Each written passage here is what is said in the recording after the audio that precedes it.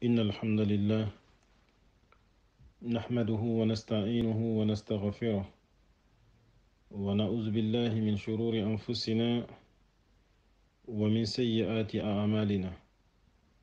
من يهديه الله فلا مضل له ومن يضلل فلا هادي له. وأشهد أن لا إله إلا الله وحده لا شريك له، وأشهد أن محمدا عبده ورسوله صلى الله عليه وآله وسلم. يا أيها الذين آمنوا اتقوا الله حق تقاته ولا تموتن إلا وأنتم مسلمون. يا أيها الناس اتقوا ربكم الذي خلقكم من نفس واحدة وخلق منها زوجها وبث منهما رجالا كثيرا ونساء، واتقوا الله الذي تساءلون به والأرحام إن الله كان عليكم رقيبا. يا أيها الذين آمنوا اتقوا الله وقولوا قولا سديدا يصلح لكم أعمالكم ويغفر لكم ذنوبكم، ومن يطع الله ورسوله فقد فاز فوزا عظيما. أما بعد، فإن أحسن الكلام كلام الله، وخير الحدي حدي محمد صلى الله عليه وسلم، وشر الأمور محدثاتها، وكل محدثة بدعة، وكل بدعة ضلالة، وكل دلالة في النار. الجميع الخير أن داغن كنو أدو دين النصيحة داغن كتونشو كمان غرا كلام تنتي غندن دانجيم بالله أدو أخي فردرم مغسله ونغسو غنت تسلام أخون قنطن دنگا أغني. السلام عليكم ورحمة الله وبركاته. وغنت نخرج غنتنا كتي أدا غني منكو غدا غن خدمان دانو وخرم مغنسو وخنت نوغا كتي سكو همانتنا ننغا وركيتا ترين كنا ندرو أي غندا يغري سرسو غادي ألا غرانتا غرغانيا نقصو نيكي يغن كمانغا وغتي بيدي ونان خانتا تيكي نغتي خانتا دنغا نندوا غسوكو همانتون دنغاني نانيغا كمان غرا كلا منتنغا جل في أولاه دنا خيرين دولا غرا خيرين شكو همانتي ألا غانو رغا كهدي ألا غانو رغا كسنو رغا تنغا ألا غانتو فتنة ألا غانتو جاربي ألا غانا أسبتين دي أدينا كي كما نو سبتين التوحيد فخلاص نتين كما أدو فارين شنا سنكي عليه الصلاة والسلام. ألا غان ينبو مغانا ينبو سارنو مغانا ينبو سارنو جارنو مغا نوري سوكو في الروس الأعلى دي تتنكا كي مكالان كغندا هنان شرغوما كي غنا دانجينا خنو مارمو lenki dan kitaaki kundu lenki sibitin kota ke aga gemme sunka son tampille ado nyeru hijira wujina do komona gati do tan nagate sine wonna saranjate sammidi juin kason pananyani lenki sine ujunu hilli ado tammu do kabu 2019 lenki dan kitaaki kundu no taaki tampille ado karagandi nyai ودرس كما الأصول العلمية للدعوة السلفية خوغا نيوغا كوري كاتا يتاغي حامان تكري مغبي هندانجي يمبالي سيستم دي غوفرنانس نوكو مرين سيستم نوكو مرين كتو بينو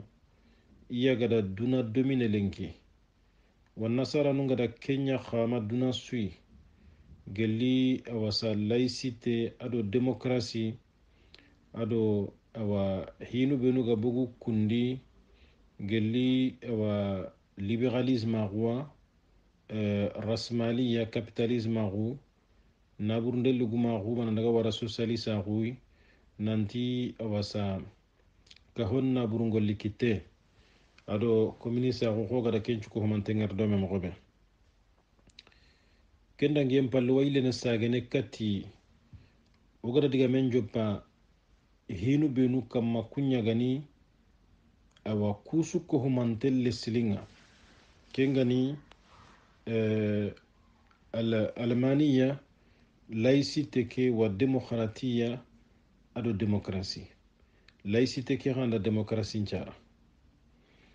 kembre demokrasi ke ado laïcité ke hundangiyem palle ugada ngari dome hilla kappe be gidi ado kafira be gidi leslin karanga kengani iga shari'an den pakken bosini allah na kini jamane lemunye hoho gani luwai aga dabarni laiciten ka hondi ma demokrasin ka hondi kempeti luwai nanti iwawutu allah sharia senne ke nogondi wahayu be ga giri allah yi allah gadi khefarun khayti kebe kati komonga la la la la demokrasin ka pendi laiciten ka pendi kebe ga gemme jamane lemunyun killunga kota be maranu na kenya nyana sharia jamane nogondi kembere ke kundu arwa nyana kafira hui ewa kafira hu ñimme haqiqana serembagandi dinandi mananya kafiri ngolle nokkuyogoy mananya zalima huy mananya fasika huy ko garni kumpatampanci medangani taxuleguru benu garni inchallahu taala oda wari hadi immanke a sugandi mogonga ñana mogoɓe démocratie système nogondi kengani serebe dimmundo soxongana wutida battenga kahon nogondi ke ñaga ñana marananga démocratie kappen nogondi sarandan bencura marne fas xillawa marne xo sire sirenga merne mogoɓe garantella marne xo tonguntenga merne mogoɓe jambantella marne xo sara sexirontellaga merne mogoɓe kafirillawa marne xo silaminga merne mogoɓe yaxarillawa merne xo yugollaga merne mogoɓe sarandan be suga démocratie kappen nogondi a kamallawa marne oda ken xawari kembire kemmerega kinni kini mogo beedi jamane lemunga simana nanti kuñana immankon cugandini nañi haqiqan peti kenga soroñana kaho ke nogondi sara xoro naburu xora gumu ado kaho ke sara xoto kuñana hike heran kutunu jiwure gelli wetenga xatinga mari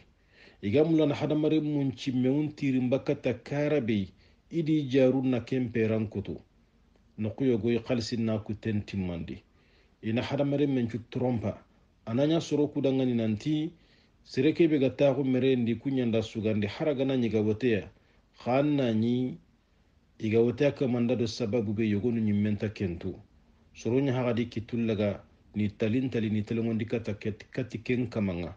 ken pera ñankuti simmano ñana bitendi tuwano ñana bitendi ga kencu ko humanten feran kutunu wala intere gumu xoro benuga kahon noxondi kungentere ke serebe ganari merendi aga kenya dafana ken kama ñantaxuno anke dangoten ka hiti ke heti hohoy ken karanga odañi waxatunu ñogonu jamanu ñogonu wote ñimmey sella dun ko ñimmen warni nira xelladi ni lungunceren xama jamane kere munga anañi ken ñimme antalingi jamane kere mu majorité ndangani ken cuwañanati trompande ado jambaye démocratie système noxondi ke sukohumantenga dabarni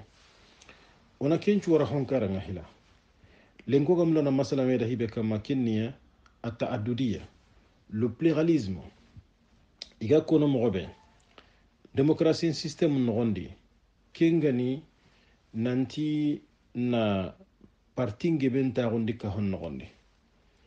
islaminu ngaro démocratie masibondi igaro ken nogondi haragana ñi ke daga kille kundu ke goliñan kitte kundu ado qur'anan nassa qullu nga me soxini ado faren alayhi salatu wassalam ado kande kebe gari katto igame soxini silaminu nga i xube ke xanoxonde nanti démocratie lantañanama parti ñanangobo haramari mun na taxandi kum parti no xado menax ay gonda yaxarencu kembire démocratie ngol ñanki tempay ke kunduway parti gobo na taxu yogono ake parti di yogono a kiteren parti bane noxondi ke gariti masibo beyi balawu beyi o sonin kan debu ñogonu dangan lenki kenta sankodi o gan to dina ketu mogama hammi to dina ke o gan marseti yahudiyandu wan nasaranu ido sankunta mere kitu benu garno kahunu noxondi kenya sababuwa ado sumpunun kutu no taxalle maxun xoroma ñama odo menaxa kahunu ñogonu noxondi ken partin xibare a xasande anna soroñi hollaxa bane xabila bane anna yogonu ñi gina bane yimmey xa kewa ke parti di kitirenga ken parti bane noxondi ken naña sababu ana deben cuwaramey anaña sababu ana xabilan cuwaramey sonin ko xoroncimme dumaxa sa Allah da ke kande be kino kui ken kande geriya nantino tehu ino nyabanei una me khanu una pinne mei una meida una me gaccentanga una me suturi o maga me tonya o maga me rogo o maga me haiba ko silama gundo kun valeur khoro benu gari ni kinoyi o dampi kesu ko manten nasu bonondi do ke parti khibara do ke demokrasi khibara do ke waten khibara ada sonin kan debige be bonondi o gana ile kati qur'anai wa nususu no nyini qur'ana no gonde kamna gore kolla munte aga do nyamari nanti osuna nyabanai onan tigiti ke alla dina ke o gana kenda bari manilla no walla me manilla no soxni ni may qalla gati wa'tasimu bihablillahi jami'an wala tafarraqu qatigiti alla kaccenga khasukko humanto faring alayhi salatu wassalam adu kande ke be gar katoy salama ko kidanki dina gani dina sahantenga sikka sugantadi kislama kun dina be oga kono abadan nanti ho hondan bentano ho sire nyagana gama bangandoda ho hondan bentano ho bure nyagana gama bangandoda awalla to suko manton nanti kiti ken dina gongom payde wala tafarraqu alla to magahite bakame nasatana kam qorakalla mun tento dangane shar'a lakum fi dini shar'a lakum min ad-din ma wassa bihi nuha والذي أوحينا إليك وما وصينا به إبراهيم وموسى وعيسى أن أقيموا الدين ولا تتفرقوا فيه الله يرغي غديك من غرك الله منتن تودا الله الشريعة دي أخدنني قل الدين كبي الله قدا وسينا أقدا نانوها دنغني نانوها وسيتي نانيامري تي أدو كيبي الله قدا وحي نانقني محمد كتنكي نمي ado kibi alla gada wasinkin ibrahima do musa do isai alla gidi khayfarundi nya iyanne bi nyumuncu sususu nyamari tikebe kingani ana aqimu dina nanta kana dina nga kana sigindi alla dangani akana betiyen khalasindi alla bane dangani kendangiyem palle gongom payde wala tatafarraqu fi kana maga hete bakame dina ken gon khamma boge bakame akhamma mesuri parti wa dore parti wa dono wala la la silama kundinantan wona kema nalli kempalle nasatana nogondi khadi alla to dangani wa anna hadha sirati mustaqiman fattabi'uhu wa la tattabi'u subula fatafarraqa bikum an sabili ila akhir al-aya allati farin dangan alayhi salatu wassalam nanti ki kunduani nge alla killenga killi telengonte nyenge ganta kille kibedi serebe gana batiken kille kamanga jofene allah allati fattabi'uhu aganan tukidu kin kille batenga wala tattabi'u subula agamma gadaga killu gubum batu killu benu ga fetena mbore baka allah killi telengonte ki aganan maga kumbatu de fatafarraqa bikum an sabilihi iga kusantana bogene ta gai khagana kinya killim petonga khaganta killi telengonte ndo killi nyangente kandi en killendo sankunta on kille khaganta ga bakamedi khaga kusantana ronya gemendi kenga hibedi serenan to alla killu kulle kiya kama akhana maga boge bakame diga mengi le ngana nchababu ngana ga heti oganaro farenchu nasenne ken gondi odo hadise bega bakka ga nyamar ne tikiyai nanti islami num pinun cuna nyabane parti khibar enta islama gudi fete enta islama gudu boge enta islama gudi moga na joki do qur'ana imen okay nasabi tanaganu ngani khadi har kuga heti igan nyamar ni tikiye nanti islami num pinun cuna nyabane demokrasi khibar enta islama gudi pari nan khibar enta islama gudi yerden khibar enta islama gudi ewa eke senidin khibar enta islama gudi ken dime ken taslama gundinan nogonde ko hinu benu wana saram digari katto e sika sunta rasune sankunta gonye iga kamano dinan bonondi no dambe bonondi no hadamare ma khum bonondi no sumpunun kutu na ota galle ma khum pro manya mawdo mena ata adudiya ke partin khibare kondo ado haybe qorori ado gollinyam mogori gollinyam mogobe ado islama gun jukulla ganta mewutu ado islama gundo nyamaru benu gari mado valere qoro benu gari ire ganta mewutu orwa dantantu kono medangani kundi sasa kundi kannando kannan ahana hila woten khibare ke ganari sere benu gatini nyakkandi danuma nanti soron nangoti dangani hatta mo sonin kan debun nogondi oku bange o tuwaxunga hibedi gelli amerin panke do a député panke soro kumunu ga taxu hunun putunu mei iga me haybewun sankini mogobe est ce que silamaxunda ken dagandi silamaxunga da silamin xiri katti hibe kenniya gana ñi harantuwaxu ga ngaxi silami haybeyendi an na suturiti allah yi allah na haybe suturi an dangana alxamankoto xa partingolle woten xibare a principe ngani kebe kenni ando kibi ga taxu homputunu mei haybe su anga tu adangani fimugunte su anga tu adangani agana bugu kure nga gana wure sellanga kenga suron kutundinadi kellaga disqualifiendini aga qenne anke nga taxu ke kitana maga mogo benga kenda barne mari mukiro salama gon kan delanta da dome pourtant démocratie panke kenya na nogonde anna suronni iga me digamburnu iga me kana silaminu aribano ma hoho gadi an pasandano adan jaru kungira kenga wurondo kiye ando kibiga tako ke hutunu mei jamburi sugadi tokoburu sugadi iraga sakka kamanga iga garo nyi mesitinai korna salama gon dinan bai okudanke dina madunge har serencho mengani kebe annan tawa hallena ko timmaxance hende killey a haramun teñen islam axun dinandi min kabair zunub parce que allah ti awa xangada ngaxin tiyenŋutu naaro ginendi na soro na yiga hombononta kenga dunadi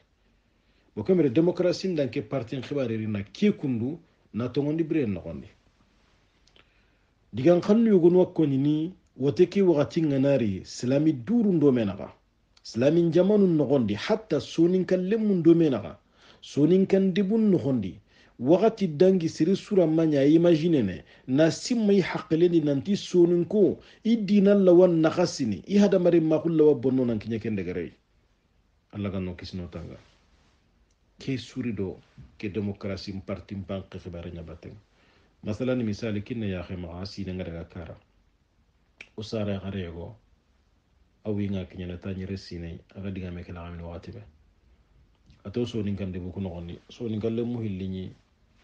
député on putunu me on ta sere to kono campagne ke no gondi candidat no kudu banambe adaga ado kibi ganyi député o ke hutunu me agadigi campagne nyai debe ngai kara imede tada koy diga men no gondi akota nanti ido kibi game iwa kata wote kedi nangenya maga ay mesare debeki mi debem purunga gri qabro ndi na lillege dindengure allah kidiga me gana saha kidiga me kundu masibon khora kay balawon khora kay me gantan da serebe gara kidiga me la xame woy me gara muguto toronga akota kama winga kinata ni resine nanti ken kundu anyangi sonin kan debe nogonde kembere kam balawun to keta kam masibon to keta ga mo kita doke demokrasi khibare debu benu ga kare qabila nu ga gurje tagalle ma gon pro manga nyeme doku wote mpanqwa doku merin tagundoy doku député khibarwa demokrasi liyen kane o debu ku tenkunto nyanyi o hinu nyi bane khanu nyanyu do menaga hinne nyanyu do menaga me demande nyanyu do menaga me suturu nde nyanyu do menaga kake demokrasi mpiri do sana ga sonin kan debu nyugunu kare Allah ga nura kis nura tanga kungo libru benu igado harsa ke partin khibare batenga ado ke woten khibare batenga ken niya khadi du jakkinde be gadi sereke be anga nyini aga i xannen bagandini do mereyen battenga gi candidat londini nta ana du jakkiniya ana du kono ana du kiñana noxoyi allah ga ma kiña noxoɓey fala tuzakku anfusakum huwa alam biman ittaha allah da kenya kora qur'ana di xamaxa du jakki xamaxa du ko xamaxa du koyi xamaxa du kiñan noxuyi xa gama kiñan noxuɓey xa sabari xada xaqele kita siribi ga kanna allah yi allah na kentu angara munanti hada mare memere an telengo an kanna allah ya angara mugunanti an mere an kan wandi haqqe an kanna allah yi angara mugunanti an akili nan mello howre anga kanna allah yanna kurosina hila gelli anyangen kati dange ganda sereran tammare nanga telengono allah tammare nanga hosire dabar nanga takanna allah yi allati huwa a'lamu biman ittaqa bo kembere demokrasi panken nogondi parti khibare wote nganari principe be gano kenya anke na du jakki anna du ko anna garanta nyina gebe ko nanti ka holle mu ngana wotanke ndangana ta wanna kedo ke dabar kembirando kebe ga hutunu mi anna kella katu anna kem bonondi anna soron na hunde nani khayme salama gundi nandi serenyi menan puti do tori embatenga do mare embatenga be huntenyane o dina kedanta gemme faren alayhi salatu wassalam ada langande nyimmero kenkama bawni faren ta alayhi salatu wassalam serebi ganani anga ma huti do sigira battenga igana wutuwa na kinanga jamanya gada ngari nanti andan qawa igada kinanga allah miya nan de mana kenci gira likke gada battenga likke ke utundenga khati sirisu miya ga huti do mare ngano kusu yanke nyaga da kenci gira muru kelli kenga ngana siga yana wana allah nta likke muto kada demokrasi system paike marana sugarni ana du jakkina ana du kono ana promesse nu nyawtu kakunde muna mugu minnay kada wari minnay nanti ki marana hulana ri marendi agada kibi su nyina ngutu agada kibi su lahidu ngutu jamane le munda nan tada bagandi yaxenga kenta duna na khusui igada dimundo sogo ngutu do kibi batinga agana fati aga taxu qasu tummi gana nyikalla kubunu suga wata dangana sobaka hodonga diga misenga jopene agana kini sinai igana sondajin pay ayogunu har jamane le muntakandi hillanta ada batenga ikuta dia dalla akura labe nanti jaga ganyi kebe sukono du jakkinde qafunya na mafofo ko gare gahe ada hada manjamba kembere ke daga kille kundu ke golnyan kitte kundu adu salama kun kande lanta tele dome asagi gadi ki partin khibare gadi hitana wanu hondi hakla sahantin nyimme gan takhawanan dungay ado dinan kande lanta mewtu kini kannan kay gadi kinni siribi nuga partiya ikunga kuyni abadan nanti khibarin dambi sugari katika hokey ikun parti kedo ide nu benu garni ado araw benu garni ado solution nu benu garni nanti kumbane ani hosa hantenga abada ikunya na tomun kama ido serebe nu kutunga mesor nanti abada kun kama na garenya kama est ce que hakla sante na khwandu ngeke aga kum parti tomun na kumbane rakende abada aga kumbane na sahaban kama abada aga kumbane ndaka hom problem nu fahamu saharu benu gan qawana liya kunna ga kumbane amaga agado sirebe ganta partiya bada kunni garantonye kunni kontontonye ina kundwa kullu hizbin bima ladayhi farihun Allah da kenya ko qur'ana di jama suga di kara suga di kontanto ni nyagalin ton tikebe gima ikum maga bada yana to ngam o kemani garam binni kenna nya sababu waketa sirebe ga merne ko tabe gam lana kebe dabari aga kunga kontrunya kaga opposition nya di kama yu khalu khoy ga kono mobe har haga natu nan tagam lana kebe dabari fo sire nyane ka hoke khairi ngani khakuna wote ken kontru makenta nyangeni ya kenya nyangeni ko tasu kibi ga merende hamla na kibi meda bari de agura ka kunyi meda nanti kenya sirisireni wale ke kana nanti a yere ke tungu harodo katika nta parti ya gamla na kibi dabari oda wari ho siriya yi corona de mana dabari agana timme anyangen nogondi awanyana khair yakka honda awanyana jida yakka honda ngani la kenta dabari iwatana kontrunye kini in kolla qoson tan qibare nyai tongora sunta ki maga islam magun kan de nogondi tongora sunta ki maga islam magun kan de nogondi aha kum parti ya bada ka kunya tongun kam parti nun kutun juna gare nyadi anin cimmande annabi digamen alayhi salatu wassalam agati mu'minun misalen nako sarabanen petenya heteke noko suhebane gana nyagana wati mame ngana nyiken suhei atoranda wiya nyago nga kinyene fatike kutenchui ati mu'minun misalen na kundunya sirenga na nyikambe ngana ya ngasa sakundu ampeteke no kusunta toko karande kiyama me nganta kinyenai annaw ya nyago yago nu ngana ya kem mo bananne drom me ngana ya kem mo bananne tangate gana ya serege me misale de kem mo bananne imankara gana ya nugudun kutu gana ya ho ndambe ga watei fateke kutenchu ama mentu kembirati mu'minun misale na kundunya toranga mu'mini bane kamma maduna imme kenni mu'minin kutenchu toranya lagahiya ngana sere bane ne khadi kimbire kinna su lagahiya nya kimbire mu'minun chuwa nan qabanan ka honi kitun kini mai isura ga khairin do lagahiya kitana mogobe tora ganta sere kitana I jama ke no gondi anda mini fahamu mu'mini bane nya ga sababuwa na tora lo ihunu mu'minin kamma na kote lo ihunu mu'minin kamma ni hunu mu'minin na jamba na garon citai na haibe ngara sella nga kesu ko humante do mare mundundenga mani kandena ken nogondi asuni sankunta gone asagi gadi shari'an ka be hokore tana wake nogondi gadi kengani daiman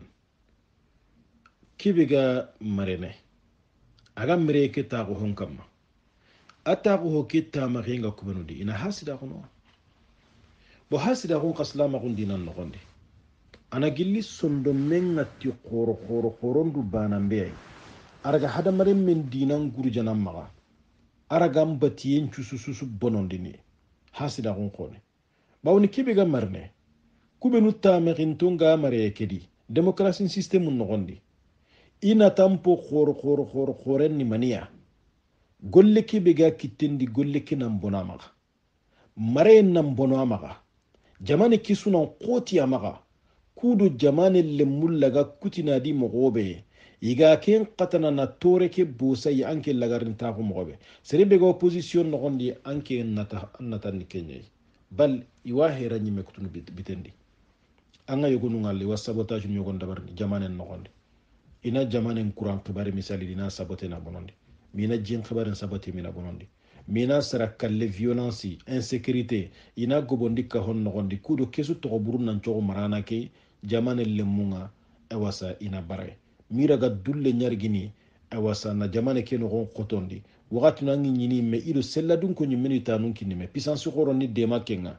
ke bane be ga madunge na nya puissance khoro ku dangani khidimandana e golli nyanganai na jamane ke khairin kiniya ina ka husroi jamane ke no gondi ti opposition juro ina kundema na jamane ke brisa ke bane maka kuda tore ke nan bono amere ngana qokkenu hanka ke na utinan kini kuma ndo ya khenna kenya kota soga dabar kisu ko mantenga ewa demokrasi khabare ke no gondi كمران دورة تعددية مثلا أنا دقا الإسلام والليبرالية نقيدان لا يجتمعان ودا كيني ما يدرسو كتترين كرسالة كندو رسالة حمينتي أغا دقا مودا مغسيدي كنو كندو كم التعددية كي بلغاليزم بوليتيك كي بيغا كونو أو أغا غري لايسيتي ني الألمانية أدو الديمقراطية الغربية أدو أكسيدان كي ديمقراسي بيغاري كمري kem paigada hora hunyanya kei kundu nanti ken hora hunya nanya idan ki system kundu agondo manu nyogoy me hora hunda bebe gani kei kundu ken hora huwai anyengen tenga natolo min tengani iga mullatani duna sunanya komei oksida ken kenna dun kono haqlara honda ngani hoho makan kutundendi ma hora kunni me mana sahantenga ni kebe kennan chankoi ikunga ta ni kebe tawna daga dabatan ata adudiya iga kebe mula nanti difference na lo srondo mena ma pluralisme e démocratie ka hon nogondi ama nan nyani tikka honnan dunge ti me sorienga ado parti nun ta hunde soronna me sori haraga nanyi kimme soxe ga tongundo gare nyana ga kennan tongo est ce que seren nan xawana panke nanti gare nan tongo ka hondi nanti kenni droit nanti keni ton kullu nye idan ki système no gondi kenta existene nanti keni gara khulli labante nye kenta no gondi kembri kummaga me soxi nganya do ho hon dambe battenga nan xawanan tongo ka hon no gondi haraga nani jama ga no ngani kunga gare mbane hasana ti démocratie ntogonga ti pluralisme gun togonga kunka manu dan kin gare nan xawanan tongo ka hondiya il faut ki gare kinan naganiya il faut que possibilité nyan kini kunka manui iganan katuna qirunden dabari kata ken gare serebe gana sigi ken gare kane luanda kinka manyagaja serebe nu ganar na partinta gondi kumbena nanti kumuri honni yugum piliana nyakime ka honno gondi ikumuri honni nanti igubani maga yagaru hilliyaki ikumuri honni nanti misale di khayen khibare nga elemen nanya yagun khibare elemen nanya dolo minnan nan tongo ka honno gondi kenan dabari tanki demokrasi nyagani sere suma duro na linanti beri manda kenga ikun ka partinta ko imenni kenya nanti na kenya dafa o kimbre ida wa ke foki nan katuna bangeta ya parce que c'est la démocratie il faut que maga hakken na nyangi dangania inan katuna suro krikata ken sankunta wi kurien kama sere summa ga kite alla gatini beri manda kenga ina sanki ka honno gondi démocratie un système nogondi kencu ko humantenga adagante nyane golle nyana ga khona ndabare bawni parti nun ta gonten ni tikenye o kembre parti nun na tahu parti sugadi aga sankuntan killebe kamma majama sugadi aga sankuntan killebe kamma kennan khawa anan tongo duna dun ko nyimenu nari sella dun ko nari ni rakhello kendi nanti kenya ni démocratie normunga asherian ni kenya adaga killen ni kenya damben ni kenya sere suwanga mulla nan cimme mogobe na lo dina bedi manan bara dina guma hunga ho hon dambe anga daga utu duna no khusu yanda gari anga mulla na sanki ka hon no gondi sere magati beri manda kenga sere magasigi kenkane kenchuran khawna ndabata to hora gon killew ما الإسلام والليبرالية الناقضان لا يجتمعان كان رسالة نقول كتاب يقول مكي هذا إكزامبل يقول لنا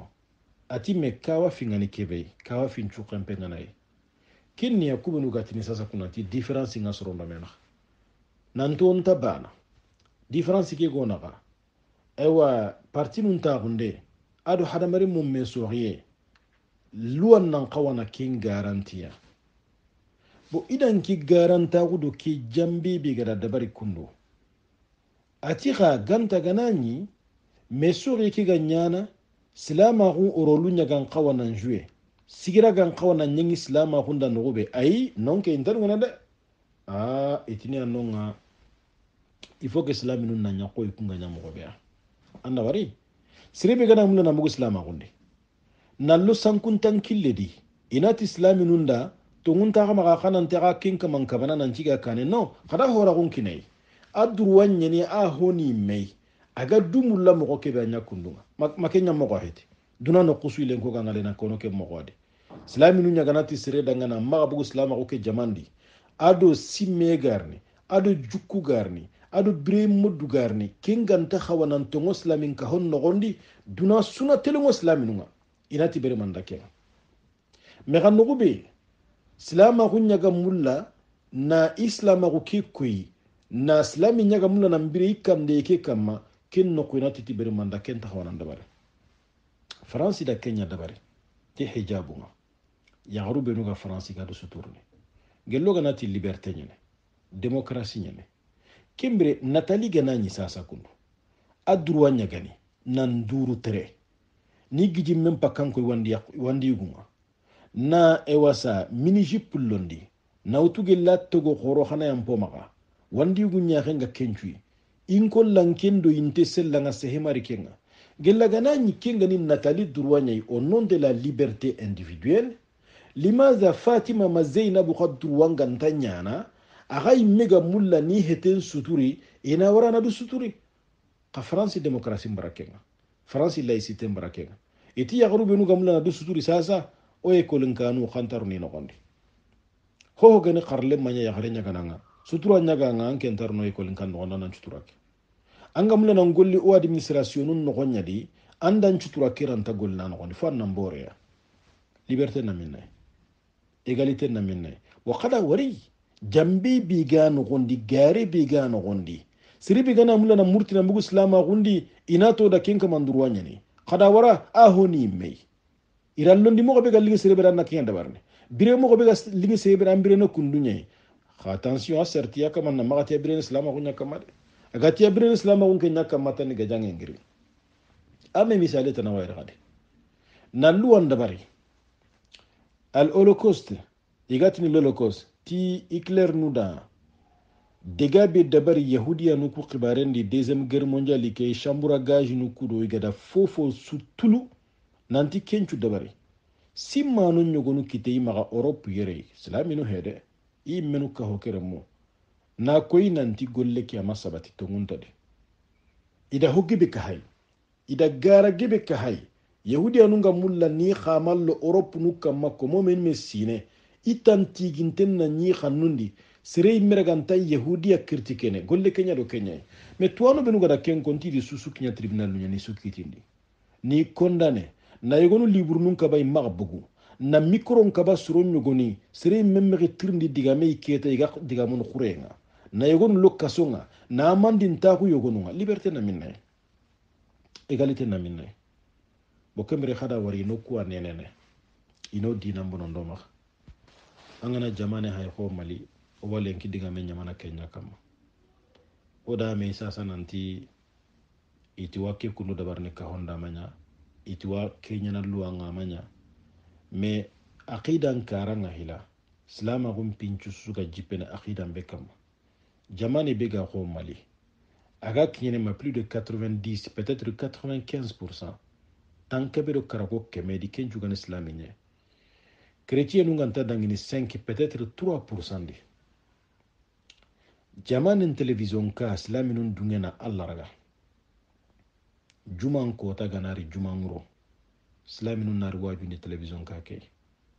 inati allah ni bane ay ina kenko mali sunamugo ina daga sibiti ngana kira jima singa ko khumbene ken television ka bananne ina kini kafir nunga ina kini hilla kapanunga ina kini chrétien nunga iganarta ko ken telenka ina allah nunya sikoy na isa nya allah na isa manya allah jemu nawi anakira ayudalin hada eski sankunta khwano ngani agan khorake France wadungene nanti islami nunga kine 4 millions ma 5 millions ma 6 millions de musulmans nanto na litari telenkanga RD kutunga 20h 21h 22h na chaîne publique nunga islami nunga nanta khwere nanti Allah ti farenti au nom de la démocratie eski wadungana intadungana bo kembre kan tadungana kebe ikka honun nogondi idega ken qama ko karananti onan dunge ken ngana dabari kada war golle ki tu hohoy salama ko nga jangen palle kenya sabu dalla kana tariyata ren ko inshallah devise bega français no magayra kundu al hurriyatu wal musawa wal ukhuwa liberté égalité fraternité ku digamu kundu angani mu gisella kay haram pro nyane digan kala munto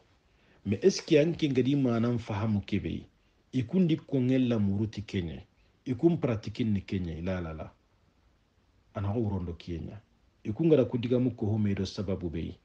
ana ko igandun qollenya angara yanga dara qemunye akam mahetu hatan temparam pare kanganan kitella no goni jaga poshina nyana wure tariyata handiga me inshallah taala ona jopana tina kudiga mo amana no bangani medangane ona lenki diga men tikindire Allah ganno famundo dina Allah ganto fitna ganta fitna nanore Allah ganto jarabe ganta jarabe nanwallo warawe surompo ko ba maka fitna do jarabi enne hankanya me katunde fitna na seren fitna dinandia serenga dam battenga nan tinta hetena ngabada Allah gada kandi kibe kinanga mina bosanga nan chankundi kembirankin na li marse anna li jarabi na likenka man terinka na nyaqoqi ya dangani honne kuota su aga kamana honne bosanga dina kedi kuota su aga kamana honne bosanga dina kedi magarinya wakati be ketan ki nyime kan ta to ndo gare mbakamedi angan ta suru ndo gone mbakamedi angan ta kandi ndo sangunta ko mbakamedi fitna po khore ni kenya Allah gandu daga kise wa akhiru dawana alhamdulillahi rabbil alamin wa sallallahu ala nabiyyina muhammadin wa ala alihi wa sahbihi ajma'in wassalamu alaikum wa rahmatullahi wa barakatuh.